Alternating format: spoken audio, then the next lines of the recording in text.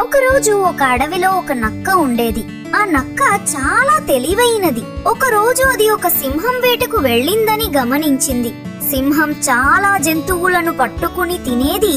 నక్క ఆలోచించింది, నేను కూడా ఎటువంటి కష్టమూ లేకుండా ఆహారం సంపాదించగలనా? తరువాత రోజు సింహం వేటకు వెళ్ళినప్పుడు నక్క సింహం దగ్గరికి వెళ్ళి, సింహరాజా, నేను నీ సేవకుడిని అవుతాను. నీవు వేటాడిన తరువాత మిగిలిన మాంసం నాకు ఇవ్వు అని చెప్పింది. సింహం అంగీకరించింది.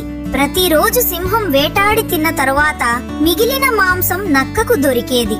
ఈ విధంగా నక్క ఎటువంటి కష్టం లేకుండా తినేది.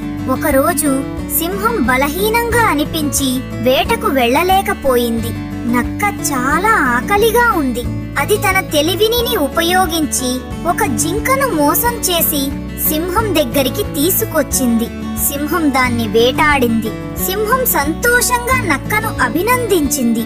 నువ్వు నిజంగా చాలా చాకచక్యంగా వ్యవహరించావు. ఈ వీడియో నచ్చితే లైక్ చేయండి. ఇంకా మా ఛానల్ ని సబ్స్క్రైబ్ చేయడం మర్చిపోవద్దు.